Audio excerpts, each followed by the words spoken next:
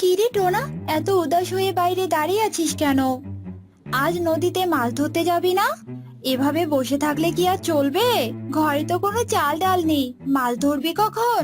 আর মাছ বিক্রি করবি বা কখন? ওঠ, যা জাল নিয়ে নদীতে মাছ ধরতে যা। মা, বউ ঘ্যান ঘ্যান করার বয়সে যদি মা ঘ্যান ঘ্যান করে তবে কি কাজে যেতে ইচ্ছে করে মা বলো? তাই আমি ভাবছি আমাকে বিয়ে না দিলে আমি কোনো কাজই করব না। ছি ছি টোনা, একটু তো লজ্জা শরম কর। আমি তোর মা হই আর তুই আমার সামনে এসব কি কথা বলছিস? বিয়ে করার এত শখ তোর? বিয়ে করার আগে টাকা পয়সা জমানো শেখ। যা, জাল নিয়ে নদীতে মাছ ধরতে যা। মিনু টুনটুনির এমন কথা শুনে টোনা জাল নিয়ে নদীতে মাছ ধরতে যায় আর দীর্ঘশ্বাস ফেলে বলে, হায় ঈশ্বর, তুমি আমাকে বউ দাও, না হলে তোমার কাছে তুলে নাও। আমার বন্ধুদের সবার বিয়ে হয়ে গেছে, আর এখনো আমি বিয়ে করতে পারলাম না। হায় হায় হায় রে, পোড়া কপাল আমার। টোনা যখনই কথা বলে নদীর পাড়ে চলে আসে, তখনই হঠাৎ করে একজনের কান্নার আওয়াজ শুনতে পায়। আর টোনা তাড়াতাড়ি গিয়ে নদীর পাড়ে গিয়ে দেখে একটা মৎস্যকন্যা কান্না করছে। হে জীবন চাই না, চাই না, আমি জলের নিচে আমার আর ভালো লাগে না। আমি বাড়িতে যেতে চাই, কেউ কি নেই আমাকে সাহায্য করার মতো? এ কি দেখছি আমি, জলের উপরে মৎস্যকন্যা ভেসে আছে। আহা, কি সুন্দর দেখতে তুমি, কিন্তু তোমার ওই সুন্দর চোখে জল কেন সুন্দরী? তোমার চোখে জল মানায় না, কি হয়েছে তোমার আমায় বলো। আমার মনে অনেক কষ্ট, আমি সত্যিকারের মৎস্যকন্যা নই। আমাকে একটা তান্ত্রিক অভিশাপ দিয়ে মৎস্যকন্যা বানিয়ে দিয়েছে। আমি রহিমপুর বনের এক ছেলের মেয়ে, আর আমার নাম টুনি। কি বলছো তুমি? অভিশাপ? আর কিসের অভিশাপ? আমাকে সব কথা খুলে বলো তো। তোমাকে কোন তান্ত্রিক কিসের জন্য অভিশাপ দিয়েছে গো? আমি আমার বাবার সঙ্গে এই নদীতে একদিন মাছ ধরতে এসেছিলাম, আর মাছ ধরাতে এতটাই মগ্ন ছিলাম যে নদীর তীরে এক তান্ত্রিক ধ্যান করছিল, সেটা আমি খেয়ালই করিনি। আর নদীতে জোরে জাল ফেলতে গিয়ে সেই জালের আঘাতে নদীর জল তান্ত্রিকের গায়ে ছিটকে পড়ে। আর তান্ত্রিকের ধ্যান ভেঙে যাওয়াতে তান্ত্রিক ভীষণ রেগে যায়, আর তান্ত্রিক আমাকে অভিশাপ দিয়ে মৎস্যকন্যা বানিয়ে দেয়। মৎস্যকন্যার এমন কথা শুনে টোনার মনে অনেক কষ্ট হয়। আর টোনা বলে, আহারে, তাহলে তো তোমার এই রূপে থাকতে অনেক কষ্ট হচ্ছে। কিন্তু তুমি তো ইচ্ছে করে এমন কাজ করনি। তোমাকে মৎস্যকন্যা থেকে আগের রূপে ফিরিয়ে আনার নিশ্চয়ই কোনো একটা উপায় থাকবে বলো। হ্যাঁ, তান্ত্রিক বাবা পরে নিজের ভুলটা বুঝতে পেরেছিল, তাই তান্ত্রিক বাবা আমার মুক্ত হওয়ার পথটা বলে গেছে। এই বনের গভীরে একটা গুহা আছে, আর সেই গুহার মধ্যে ছোট্ট একটা ডালিম গাছ আছে। আর সেই ডালিম গাছে পাকা একটা টসটসে ডালিম ধরে আছে। সেই ডালিমের রস যদি আমি খেতে পারি, তাহলে আমি আগের রূপে ফিরে আসবো। তাহলে এতদিন তুমি মৎস্যকন্যা রূপে আছো কেন? পাকা ডালিমের রস খেয়ে তো ভালো হয়ে যেতে পারতে। বেকার বেকার মৎস্যকন্যা হয়ে আছো, কেন খাওনি পাকা ডালিমের রস? আরে বোকা, আমি মৎস্যকন্যা হয়ে বনের গভীরে যাব কি করে? আমার না আছে পা, না আছে ডানা, যে আমি হেঁটে হেঁটে বা উড়ে যাব। আমি শুধু এখন সাঁতরাতেই পারি। সত্যি তো, এটা তো আমি ভেবেই দেখিনি, কি বোকা আমি। আহারে, তোমার তো দেখছি সব দিক দিয়েই কষ্ট। কিন্তু তুমি কোনো চিন্তা করো না গো, আমি তোমাকে সাহায্য করব। আমি গুহা থেকে তোমাকে পাকা ডালিম এনে দেব। তুমি এখানেই থাকো, আমি এখনই যাচ্ছি পাকা ডালিম আনতে। তুমি কোনো চিন্তা করো না, আমি তোমাকে মুক্ত করব গো। তুমি আবারও স্বাভাবিক জীবনে যেতে পারবে। টোনার কথা শুনে মৎস্যকন্যা খুশি হয়ে যায়, আর টোনা সেই পাকা ডালিমের উদ্দেশ্যে চলে যায়। সারা বন উড়ে উড়ে তন্ন তন্ন করে খুঁজছি, কিন্তু মৎস্যকন্যার কথা মতো তো বনের মধ্যে কোনো গুহাই দেখতে পাচ্ছি না। কোথায় গুহা? এদিকে তো রাত হয়ে আছে। এ কি দেখছি আমি? বনের মধ্যে ওটা কিসের আলো জ্বলছে? যাই তো একবার গিয়ে দেখি তো। এরপর টোনা উঠতে উঠতে সেই আলোকে অনুসরণ করে নিচে নেমে আসে। এই তো সেই গুহা। উপর থেকে ঘন গাছপালার জন্য দেখতেই পাচ্ছিলাম না, কিন্তু সেই আলোটা কোথায় গেল? এখন তো আমি কোনো আলোই দেখতে পাচ্ছি না। যাকে অনুসরণ করে নিচে নেমে এলাম, সেই আলোটা কোথায়? যাক গিয়ে সব কথা, আগে গুহার ভিতর গিয়ে পাকা ডালিমটা নিয়ে আসি। এই কথা বলে টোনা গুহার মধ্যে ঢুকে যায়। আর গুহার মধ্যে ঢুকেই টোনা সোনার ডালিম গাছটা দেখতে পায়। সেই গাছে পাকা ডালিমটা ঝুলেছিল। এই পাকা ডালিমের কথাই তাহলে মৎস্যকন্যা আমাকে বলেছিল। যাই, তাড়াতাড়ি ডালিমটা ছিঁড়ে নিয়ে চলে যাই। এই কথা বলি টোনা যেই না সোনার ডালিম গাছ থেকে পাকা ডালিমটা ছিঁড়ে নেয়, তখনই সেই সোনার ডালিম গাছ একটা রাক্ষসীতে পরিণত হয়। তোর সাহস কি করে হলো আমার গাছ থেকে পাকা ডালিম ছিঁড়ে নেয়? তুই জানিস না আমি সোনার ডালিম গাছ রূপে রাক্ষসী মাতার ধ্যানে মগ্ন ছিলাম। এই পাকা ডালিম ছিঁড়ে তুই আমার ধ্যান ভেঙে দিলি। হঠাৎ করে টোনা রাক্ষসীকে দেখে, আর রাক্ষসীর এমন ভয়ঙ্কর কথা শুনে টোনা ভীষণ ভয় পেয়ে যায়। ওরে বাবা রে, এটা তো দেখছি বিশাল বড় এক রাক্ষসী। এবার এর হাত থেকে আমি নিজেকে কি করে রক্ষা করব? এখানে তো কেউ নেই যে আমাকে বাঁচাতে পারবে। কেউ বাঁচাতে পারবে না আমার হাত থেকে তোকে। দেখ আমি তোকে আজকে কিভাবে চিবিয়ে চিবিয়ে খাই। এই কথা বলে রাক্ষসী টোনাকে ধরার জন্য টোনার দিকে এগিয়ে আসতে থাকে। তখন টোনার মাথায় হঠাৎ করে একটা বুদ্ধি আসে। টোনা পাকা ডালিমটা মাটিতে রেখে হাতে পাথর তুলে নেয়, আর পাথর ঘষে আগুন লাগিয়ে দেয় রাক্ষসীর শরীরে। মুখ পোড়া টোনা, এটা তুই কি করলি? ওরে জ্বলে গেলাম রে, পড়ে গেলাম।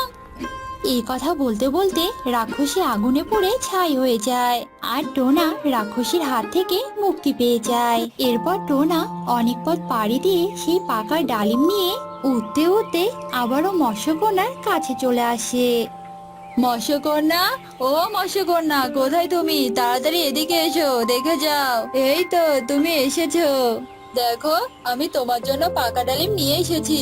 এবার তুমি তোমার আসল রূপ ফিরে পাবে।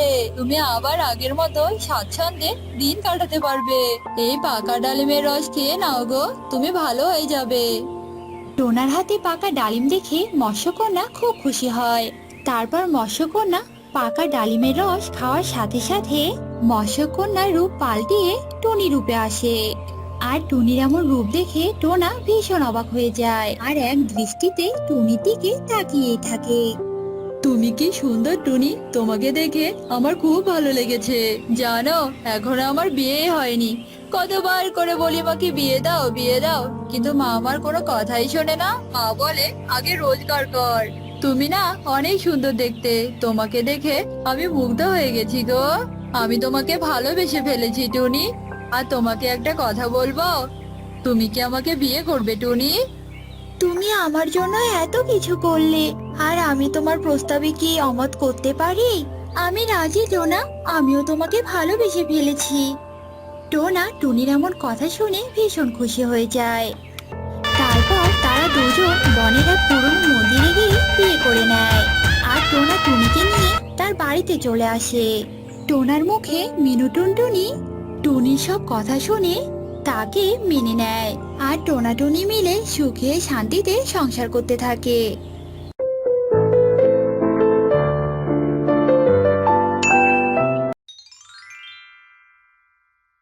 বুড়িকে আজ আস্ত সাজা দেব। ঠিক আছে মামা, তবে তাই হবে।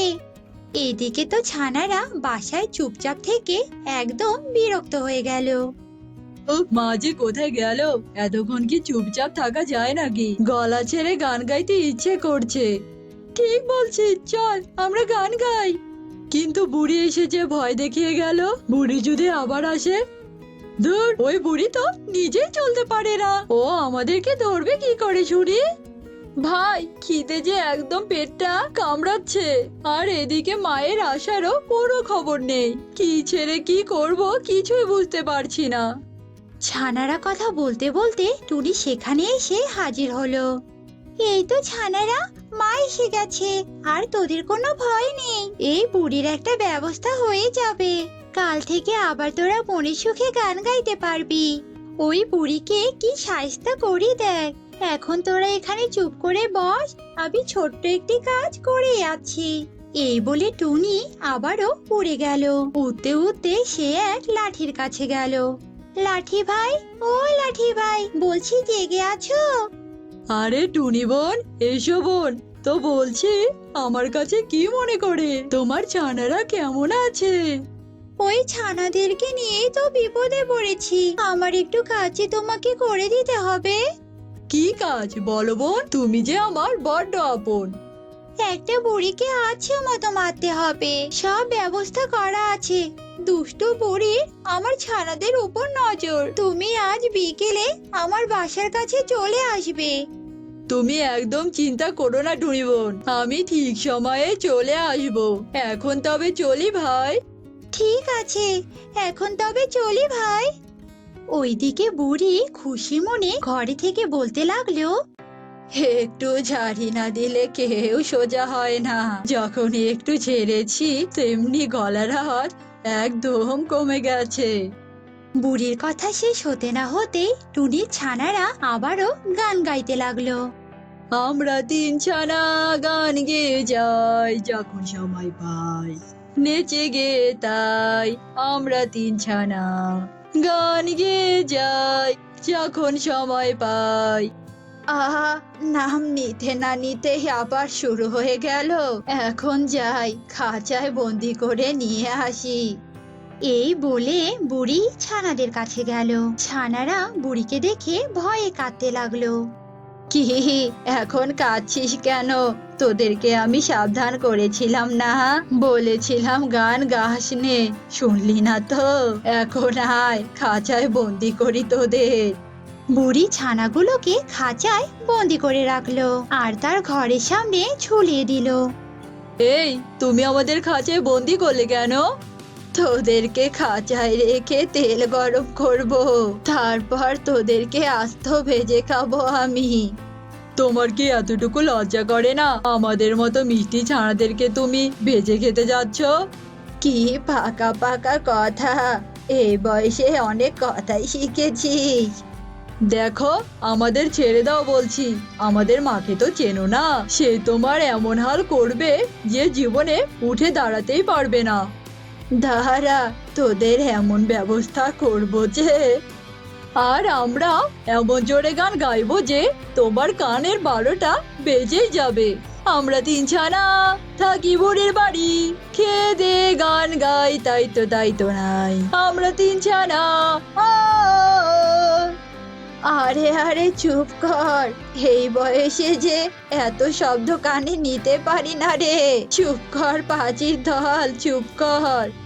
এইদিকে টুনি বাসায় ফিরে দেখলো তার ছানারা বাসায় নেই। ছানাদের দেখতে না পেয়ে তো টুনি অস্থির হয়ে পড়লো। হায় হায়, আমার ছানারা কোথায় গেল? দুষ্টু বুড়ি আবার আমার ছানাদের কোনো ক্ষতি করলো না তো? দুষ্টু বুড়ি, তোর আজ আর রেহাই নেই। একটু পরে বাঘ মামা হাসলে তোকে দেখাচ্ছি মজা। দুষ্টু বুড়ি, করবি আমার ছানা চুরি? এরপরে বাঘ এসে হাজির হলো টুনির বাড়িতে। আর টুনি গিয়ে বুড়িকে বলল, কি বুড়ি, এবার পালাবি কোথায় শুনি? বাঘ মামা তো আস্ত আস্ত তোমাকে খেয়ে ফেলবে। আমার ছানাদের দিকে নজর, এবার বুঝবে কত ধানে কত চাল। তুই আমাকে বাঘের ভয় দেখাচ্ছিস, এবার দেখ আমি কি হাল করি। কি, তোর এত বড় সাহস? তুই আমাকে কি বলছিস? তুই আমার কি করবি? আমি তো আজকে তোকে গিলেই খাবো। দাঁড়া বেটা হলো বিড়াল, তোকে আমি দেখাচ্ছি মজা। বুড়ি আশেপাশে খুঁজে হাতের কাছে একটা হাঁড়ি পেল আর ওই নিয়ে বাঘের দিকে ছুঁড়ে মারলো আর হাড়ে গিয়ে সোজা বাঘের মাথায় গিয়ে পড়লো। আর বাঘ তো তখন চোখে মুখে কিছুই দেখতে পারছিল না। ওরে বাবা, এই বুড়ি তো সত্যি সত্যি আমাকে কাবু করে দিল। পালাই, জান নিয়ে এক্ষুনি পালাই।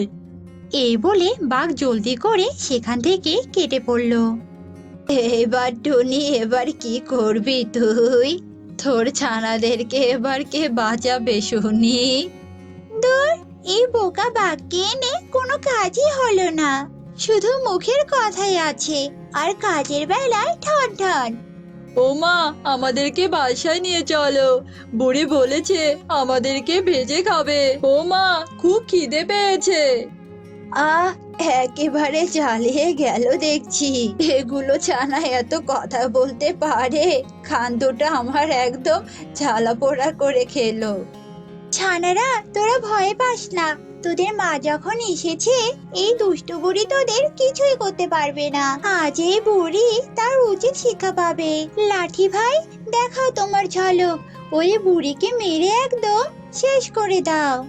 টুনির কথা শুনে লাঠি বুড়ির কাছে গিয়ে বুড়িকে মারতে লাগলো। ওরে বাবা রে, গেলাম রে, বাঁচাও বাঁচাও।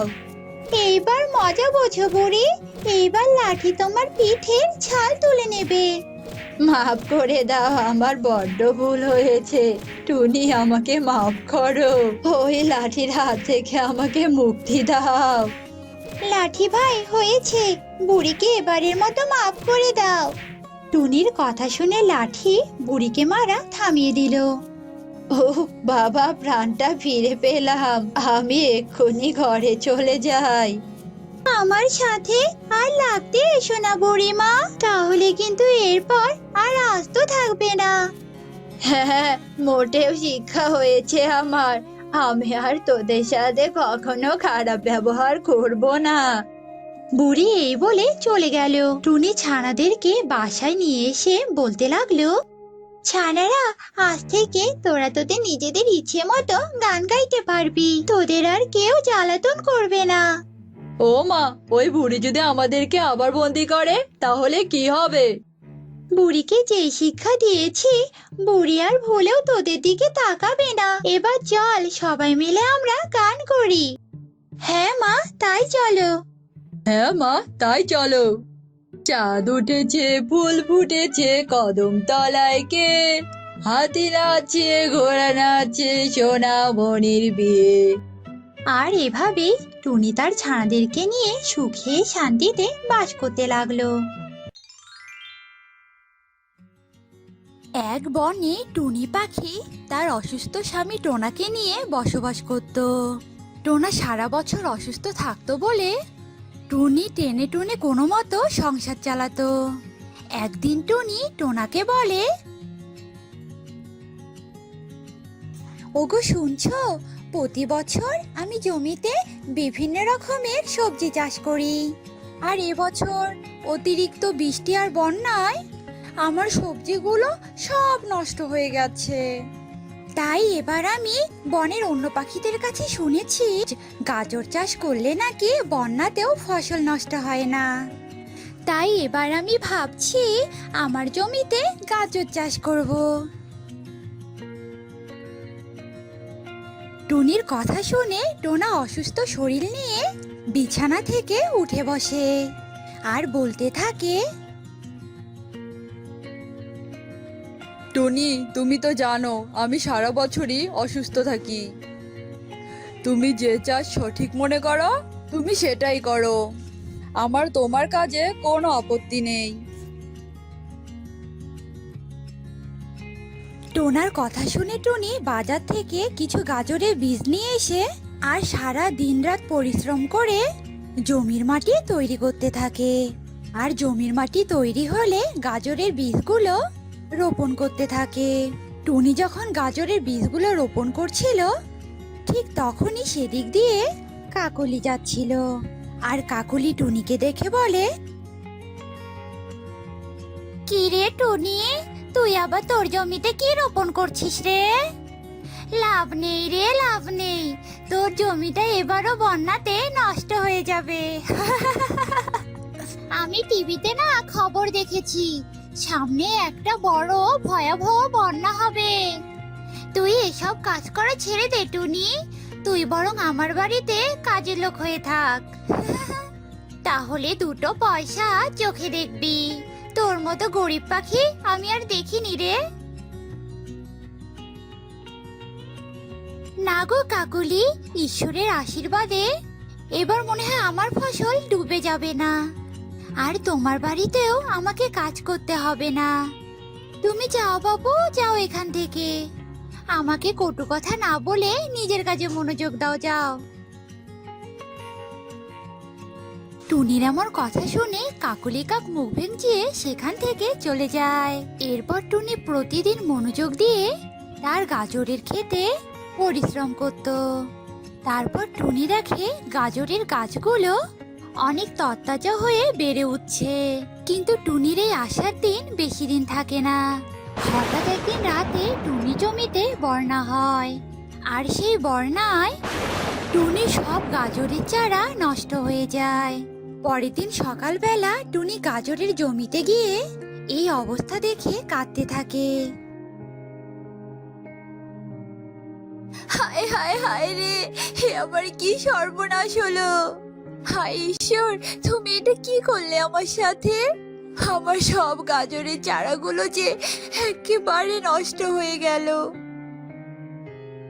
ভেবেছিলাম এই গাজরগুলো বিক্রি করে যে টাকা আয় করব, আর হলো না। আমি কি অন্যায় করেছিলাম যে আমাকে তুমি এভাবে শাস্তি দিলে ঈশ্বর? টুনি যখন এভাবে গাজরের জমিতে দাঁড়িয়ে কাঁদছিল, তখনই সেখান দিয়ে এক পরী যাচ্ছিল। টুনির কান্না দেখে পরী টুনির কাছে আসে। এই ছোট পাখি, কি হয়েছে তোমার? তুমি এভাবে কাঁদছো কেন? আমাকে বলো, আমি তোমাকে সাহায্য করব। আমি কোনো দুঃখী পাখির চোখে জল সহ্য করতে পারি না। বলো আমাকে, তোমার কি হয়েছে?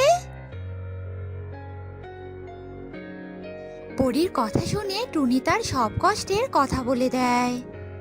সব কথা শুনে পরী বলে, তুমি কোনো চিন্তা করো না, আমি তোমাকে সাহায্য করব।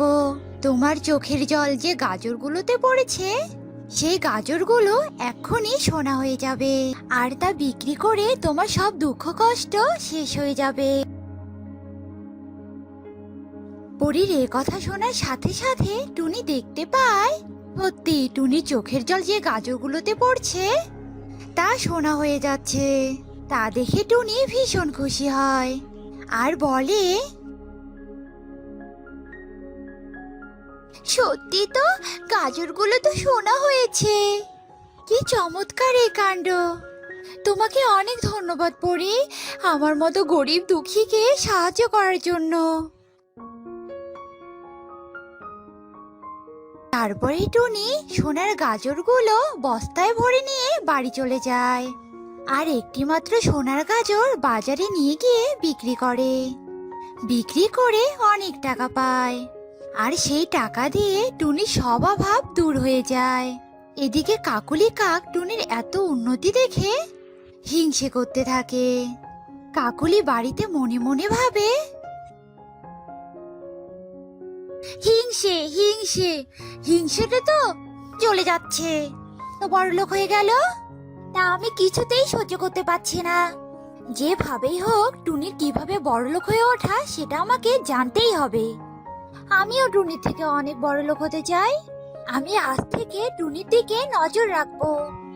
হ্যাঁ, আমাকে তাই করতে হবে। এই কথা বলে কাকলি কাক টুনির চারপাশে ঘুরঘুর করতে থাকে আর আড়ালে দাঁড়িয়ে সব নজরদারি করতে থাকে। প্রতিদিনের মতো টুনি বস্তা থেকে আবার একটা সোনার গাজর বের করে, সোনার একটা গাজর বের করলে তা আড়াল থেকে কাকলি কাক দেখে ফেলে আর আনন্দে চিৎকার করে বলে ওঠে, পেরেছি, আমি পেরেছি। টুনির বড়লোক হওয়ার কারণ আমি জানতে পেরেছি। এবার দেখ টুনি, তোর কাছ থেকে আমি কিভাবে সোনার গাজরগুলো চুরি করে নেই। এ কথা বলে কাকুলি চলে যায় আর মনে মনে গাজর চুরি করার ফন্দি আঁকতে থাকে। একদিন কাকুলি গাজর চুরি করার উদ্দেশ্যে টুনির বাড়িতে যায়, কিন্তু সেদিন টুনি বাড়িতে না থাকলেও টোনা বাড়িতে ছিল, তাই সে কিছুতেই গাজরগুলো চুরি করতে পারে না। কাকুলি মনে মনে ভীষণ রেগে যায়। তারপরে কাকুলি টোনার কাছে গিয়ে বলে, বাবা, ভালোই তো, অসুস্থ হয়েও বাড়িতে শুয়ে বসে দিন কাটাচ্ছ। এদিকে তোমার বউ যে বনের মধ্যে কি করে বেড়াচ্ছে, তা তোমার কি খেয়াল আছে নাকি? হ্যাঁ, তোমার যে এত ঋণ ছিল তা টুনি কিভাবে মিটালো? একবারও কি সেটা ভেবে দেখেছো? আমি জানি টুনি এক বনে ধনী পাখির সাথে সম্পর্ক করেছে, আর সেই পাখি টুনিকে অনেক টাকা দিচ্ছে, আর সেই টাকা দিয়ে তোমার সংসারের উন্নতি হচ্ছে। বুঝতে পেরেছো তো না? তুমি এসব কি বলছো কাকলি? টুনির সম্পর্কে এসব মিথ্যে কথা বলা বন্ধ করো। টুনি কখনো এসব খারাপ কাজ করবে না। আমাদের সংসারে এত উন্নতি দেখে তোমার খুব হিংসে হচ্ছে, তাই না? তাই তুমি টুনির নামে এমন দুর্নাম করছো। চলে যাও এখান থেকে। আমি তোমার মুখে কোনো খারাপ কথা শুনতে চাই না।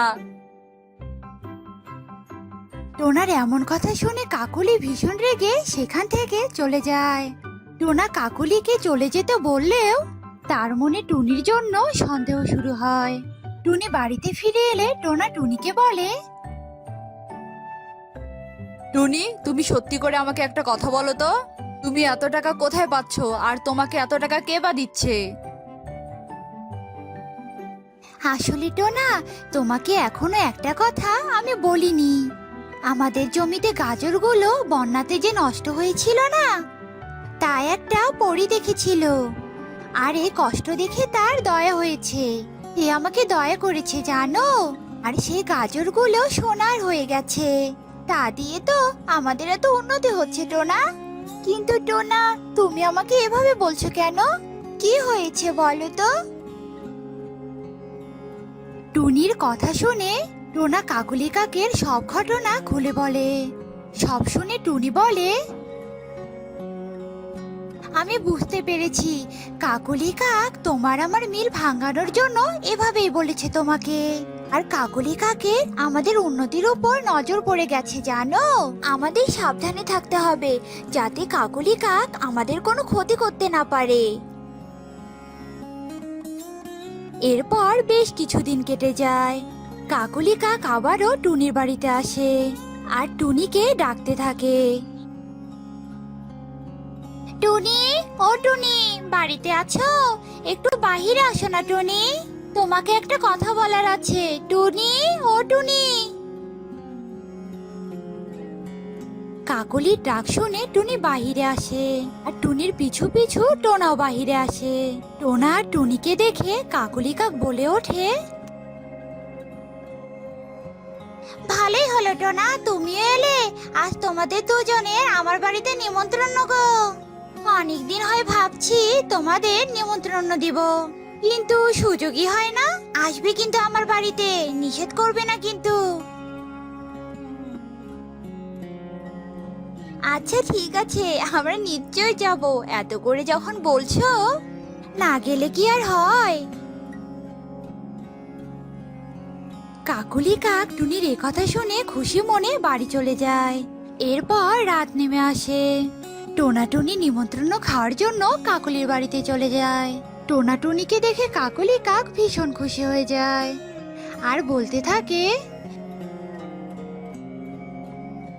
তোমরা চলে এসেছো, ভাবতেই পারিনি আমি। এসো এসো, ভিতরে এসো আর খেতে বসো, আমি এক্ষুনি তোমাদের খেতে দিচ্ছি।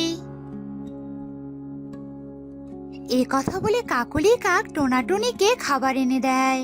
খাবারের প্রতি টোনাটুনি মনোযোগ হয়ে পড়লে কাকুলি কাক চুপি চুপি সেখান থেকে সরে পড়ে, আর টুনি সোনার গাজর চুরির উদ্দেশ্যে টুনির বাড়িতে চলে যায় আর গাজরের বস্তা খুলতে থাকে।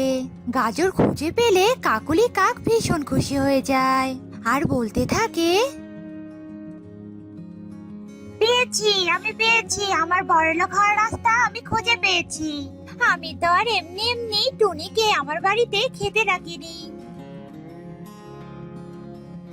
এই কথা বলে কাকুলি কাক যখনই একটা সোনার গাজরে হাত দেয়, তখনই গাজরটি সাপ হয়ে যায় আর কাকুলির হাতে কামড় বসিয়ে দেয়। কাকুলি কাক যন্ত্রণায় চিৎকার করে বলতে থাকে, সাপ, সাপ, আমাকে সাপ কামড়িয়েছে, আমাকে কেউ বাঁচাও। কে কোথায় আছো, বাঁচাও, বড্ড যন্ত্রণা করছে। এ কথা বলতে বলতে কাকলি কাক সেখানেই মৃত্যুবরণ করে। এদিকে টোনা টুনি কাকলিকে না দেখতে পেয়ে বাড়ি চলে আসে, আর কাকলি কাককে গাজরের পাশে দেখে বলতে থাকে, এ কি কাকুলি কাক এখানে পড়ে মরে আছে কেন? কি করে হলো এসব?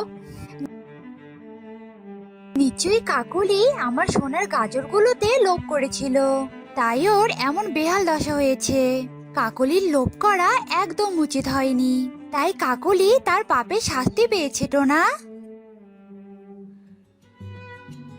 তারপর টোনা টুনি মিলে কাকলি কাককে কবর দিয়ে দেয়, আর টুনি সোনার গাজর নিয়ে সুখে শান্তিতে বসবাস করতে থাকে।